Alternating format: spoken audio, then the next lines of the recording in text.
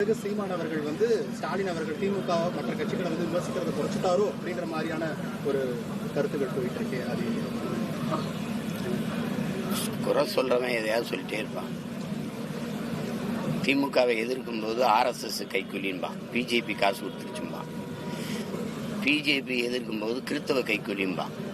புரியுதுன்னு நினைக்கிறேன். விஜயை எதிர்க்கிறது இல்லை, தம்பி தான் என்னை எதிர்த்து பேசினாரு மேடையில். நான் கேள்விதான் கேட்கிறேன். அண்ணன் கேட்கிற கேள்விக்கு பதில் சொல்லணும். பொது அறுவடையில் வந்தால் நான் என்ன தவறு செஞ்சேன்னு எல்லாரும் என்னை விமர்சிக்கிறீங்க. இப்ப எதுக்கு இந்த கேள்வி கேட்கிறீங்க? ஸ்டாலின் ஐயாவை பார்த்த பிறகுதான் பேசுறேன். நீ மாநாட்டில் பேசின அடுத்த நாளே நவம்பர் 1 தமிழ்நாடு நாள உன்னை கேட்டேனே, அது நீ பெட்டி வாங்கி தான் பேசணும். நான் கேட்கறதுக்கு பதில் சொல்லணும். பிஜேபி உன் கொள்கை எதிரினா பண மதிப்பிழப்பை நீ ஆதரிச்சே ஆதரிக்கல. இந்தியாவிலே ஒரே ஒரு மகன் தான் அந்த டிமானிட்டைசேஷனை எதிர்த்தேன், நான் மட்டும்தான். அப்ப எல்லாருமே என்னை பைத்தியக்காரன் தான் சொன்னாங்க. அப்ப அது பிஜேபியின் கொள்கை இல்லையா?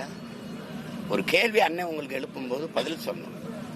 பிஜேபி உங்க கொள்கை எதிரினா காங்கிரஸ் உங்க கொள்கை நண்பனான்னு கேட்டா ஆமாவா இல்லையான்னு தான் சொல்லணும். எதற்கு எங்களை எதிர்க்கிறீர்கள்? அது இல்ல கேள்வி, அதெல்லாம் பதில்.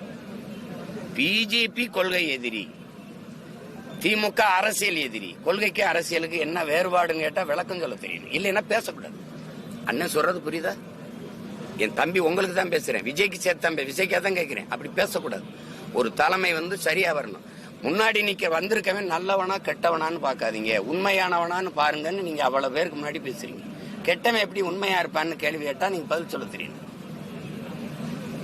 மதச்சார்பற்ற சமூக நீதினு ஒரு கோட்பாட்டை முன்வைக்கிறீங்க. சாதிய ஒழிப்பு, தீண்டாமை ஒழிப்புன்னு நாங்க பேசுறது சாதி இழிவிற்கு, தீண்டாமை